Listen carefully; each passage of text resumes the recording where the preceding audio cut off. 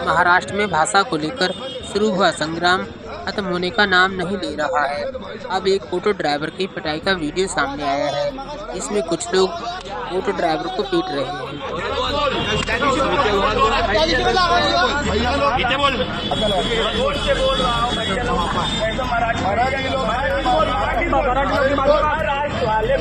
मराठी के माध्यम मराठी माणसाची माफी मागतो मराठी माणसाची माफी मागतो मराठी माणसाची माफी मागतो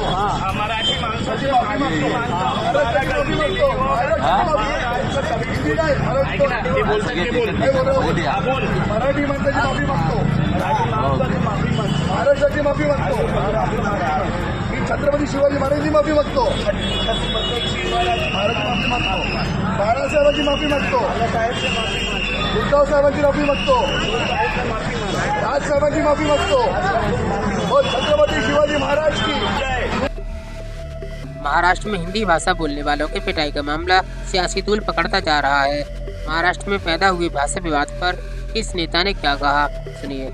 हमारे पैसे पर पल रहे हो, तुम कौन सा टैक्स देते हो, कौन सी इंडस्ट्री है तुम्हारे पास? माइंस हमारे पास है, झारखंड के पास है, छत्तीसगढ़ के पास है, मध्य प्रदेश के पास है, उड़ीसा के पास है। आपके पास कौन सी माइंस है? रिफाइनरी यदि रिलायंस ने बैठाई है, एसआर ने रिफाइनरी बैठाई तो वो गुजरात में रिफाइनरी बैठाई है। सारी इंडस्ट्री जो है, सेमीकंडक्टर की भी इंडस्ट्री है तो गुजरात में आ रही है।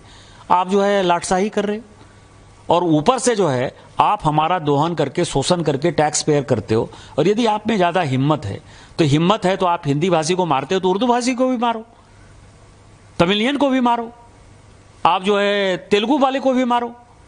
आप जो इस तरह की घटिया हरकत कर रहे हो, और मैंने हमेशा कहा है कि जब अपने घर में हो, महाराष्ट्र में हो, यदि बहुत बड़े बॉस हो तो चलो बिहार, चलो उत्तर प्रदेश, चलो तमिलनाडु, तुमको पटक पटक के मारेंगे। ये अनार्की जो है नहीं चलेगी। बात ऐसी है, ये दलाल है, निशिकांत दुबे दलाल है। आप पूछिए सुप्रिया सुळे को, ये एक दलाल है, ये दलाली करता है उद्योगपतियों की, ये कमीशन खोर है। मुंबई में भी उसकी दलाली चलती है। ये भारतीय जनता पार्टी के सब लोग हैं पाले हुए, ये उद्योगपतियों से फिरौती वसूलते हैं सब। उसकी डिग्री फेक है। ये जो सांसद महुआ मोहित्रा है ना, आप उसकी इंटरव्यू लीजिए। दिल्ली यूनिवर्सिटी की डिग्री, फेक डिग्री जो संसद में पेश करता है, वो हमें देश के बारे में, प्रांत के बारे में बोलता है। देखिए, एक तो सबसे पहली बात है, यहां मुंबई महाराष्ट्र में सालों साल से हमारे हिंदी भाई रहते हैं। हमारा उनका अच्छा रिश्ता है, अच्छा डायलॉग है। हम राजनीति नहीं करते, ये सबसे पहली बात है। जरूर हम चाहते कि हमारे साथ रहे, हमारे साथ भी थे। अब अगर आज पॉलिटिकली नहीं है तो हम उनको कन्विंस करेंगे। लेकिन किसी भी हिंदी भाई के ऊपर शिवसेना ने हमला नहीं किया है, न करेंगे, न पहले किया है। ये दुबे को समझना चाहिए। ये राजनीति करना चाहते हैं। सबसे पहली बात यह है कि दुबे है कौन? दुबे को क्या अथॉरिटी दिया है क्या यहाँ के हिंदी भाषिकों ने? वहां बैठकर आप बात करते हो। यहाँ के जो हिंदी भाषिक नेता है, मैं उनसे अपील करता हूं, दुबे का जो वक्तव्य है उसका निषेध करो, आप धिक्कार करो उसका। बताइए आप झूठ बोल रहे हो तो मैं कहूंगा कि आप महाराष्ट्र की मिट्टी में मिलजुल गए हो। कौन है दुबे आपका? आपका दुबे कौन लगता है? ये फालतू आदमी है। ये बोगस डिग्री जैसा गुरु वैसा चेला है। मुझे आश्चर्य है महाराष्ट्र के मुख्यमंत्री और उनके पूरे कैबिनेट का, एक आदमी भारतीय जनता पार्टी का सांसद वहां बैठकर महाराष्ट्र के बारे में, मराठी आदमी के बारे में, मराठी मानुस के बारे में घटिया बातें करता है और आप चुप बैठे हो। आप कौन से मुख्यमंत्री हो? आपको छत्रपति शिवाजी महाराज और बाला साहब ठाकरे का नाम लेने का अधिकार नहीं है भाई। एकनाथ शिंदे अपने आप को डुप्लीकेट शिवसेना का नेता मानता है ना, दाढ़ी पे हाथ घुमाते फिरता है। निकाल दो दाढ़ी आपकी। अगर दाढ़ी में दम नहीं है ना तो दाढ़ी काट कर घूमो, नहीं तो हम आपकी दाढ़ी काट देंगे। क्या चल रहा है आपका?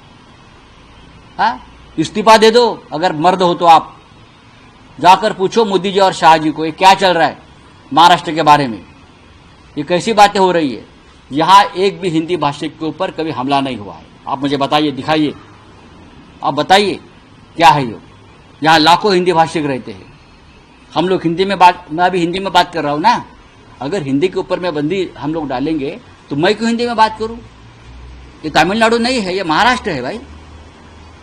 तो ये बात है, देवेंद्र फडणवीस, ये एकनाथ शिंदे, अजित पवार जो डेप्यूटी सीएम है, तो ये उनकी जिम्मेदारी है। ये दुबे को सीधा करो। जिस तरह से महाराष्ट्र के बारे में वो बोल रहा है ना, ये आपकी जिम्मेदारी है, ये तो इस्तीफा दे दो। हाँ ठीक है ना, फिर किसी हिंदी भाषिक के ऊपर अटैक किया, क्या हमको महाराष्ट्र में हमारी भाषा के साथ लड़ने का अधिकार नहीं है? हमारी भाषा, हमारी अस्मिता, उसके बारे में बोलने का अधिकार नहीं है? क्या ये सवाल जाकर आप योगी जी को पूछ सकते हो? क्या ये सवाल जाकर आप गुजरात के मुख्यमंत्री को पूछ सकते हो कि आप आपकी भाषा के बारे में कैसे बोल सकते हो? क्या ये सवाल सिर्फ महाराष्ट्र में पूछा जाएगा? क्या ये सवाल आप स्टालिन से पूछ सकते हो? मुझे बताइए, सिद्धरामैया से पूछ सकते हो? मुझे आश्चर्य है, आप जैसे पत्रकारों का जो मराठी में बात करते हैं और महाराष्ट्र के लोगों को पूछते हो कि मराठी में ऐसे ऐसे कैसे आप बोल सकते हो? भाई ये महाराष्ट्र है, 106 लोगों ने शहादत दी है ये मराठी राज्य बनाने के लिए। हाँ, तो ये दुबे को भेज दो ट्रम्प से लड़ने के लिए।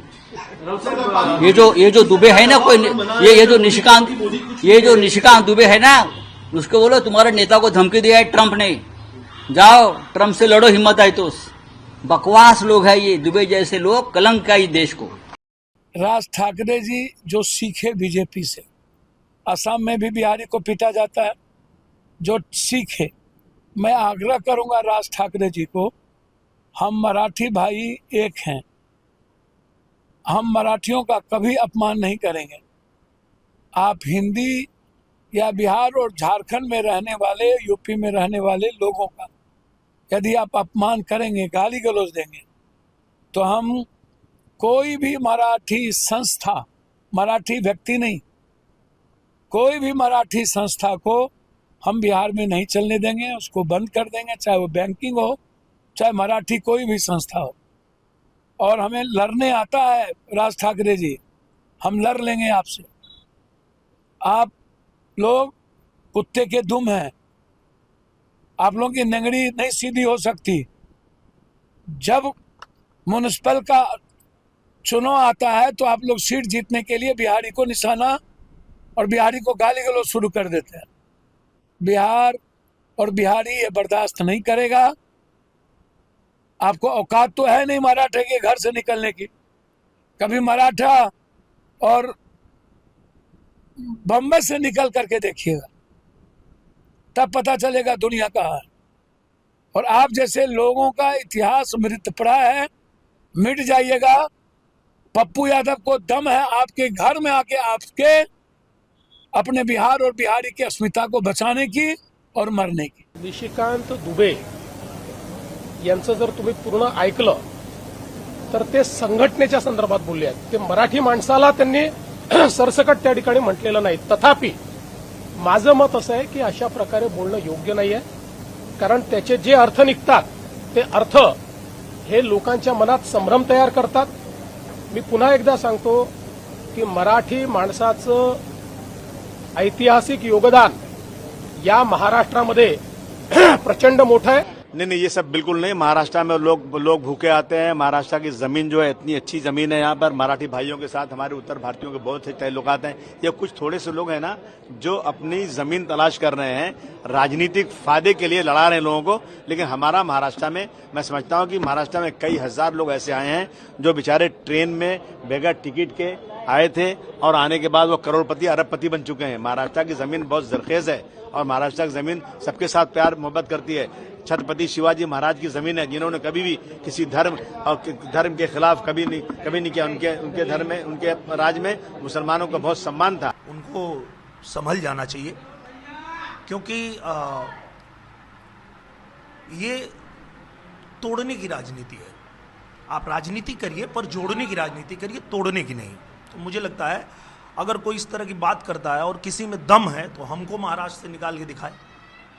अगर मराठी नहीं बोलने पर मैं नहीं बोलता हूँ मराठी, मुझे निकाल के दिखाओ कोई। मैं किसी भी नेता को खुला चैलेंज देता हूँ कि अगर तुम्हारे अंदर दम है तो मैं मराठी नहीं बोलता हूँ, महाराष्ट्र से निकाल के दिखाओ मुझे।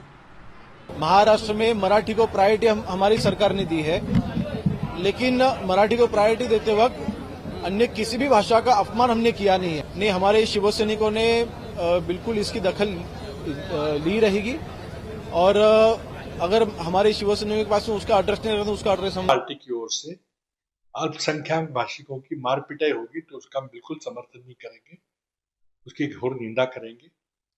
इस तरह से अगर eye for eye and tooth for a tooth अगर पॉलिसी हम अपनाएंगे तो हमारे जो मराठी भाई जो उड़ीसा में, तमिलनाडु में, कर्नाटक में, जम्मू कश्मीर में काम करते, क्या उनकी भी पिटाई वहां होगी? ये बिल्कुल गलत बात है। और मैं मांग करूंगा मुख्यमंत्री से या कोई भी व्यक्ति आपका चाहे करीबी हो, अगर कानून अपने हाथ पे लेने की कोशिश करा तो उसके खिलाफ सख्त कार्रवाई। भारतीय नहीं है ये जो आदमी है, जो भाजपा का सांसद है, वो भाजपा की मानसिकता है। उत्तर भारत ऐसे नहीं है। महाराष्ट्र में बहुत सारे उत्तर भारतीय, दक्षिण भारतीय, सारे पूरे देश से लोग आते हैं, सपना लेके आते हैं। भाजपा का ये प्लेबुक है, तोड़ो फोड़ो राज करो। अगर आप देखें तो हमारी जो लड़ाई थी वो सरकार के खिलाफ थी, किसी भाषा के खिलाफ नहीं थी। हमारी जो लड़ाई थी वो शक्ति के खिलाफ थी, किसी भाषा के खिलाफ नहीं थी। हमारी जो लड़ाई थी वो भाजपा की शक्ति, जो हिंदी की शक्ति थी, उसके खिलाफ थी, किसी भाषा के खिलाफ नहीं। और यही बात मैं कहना चाहता हूँ कि निशिकांत दुबे ये उत्तर भारत का प्रतीक नहीं है। निशिकांत दुबे को मेरा एक सलाह है कि दोबारा मराठी भाषियों के बारे में इस तरह का वक्तव्य ना करे, और वो करना है तो तुम्हारी सरकार को करिए। ये छत्रपति शिवाजी महाराज का महाराष्ट्र है और शिवाजी महाराज के महाराष्ट्र के विचारधारा से ये महाराष्ट्र चलता है। शिवाजी महाराज ने सब जात और सब धर्म के लोगों को साथ लेके चले, सबको न्याय दिया, इसलिए दुनिया में एक में वो राजा है कि उसको छत्रपति कहा जाता, नहीं तो महाराज कहते हैं। एक ही राजा है कि जिसको छत्रपति कहा जाता है, छत्रपति शिवाजी महाराज। और इसलिए इस महाराज को कोई उंगली करे या तिरछी नजर से देखे, कदापि हम सहन नहीं करेंगे।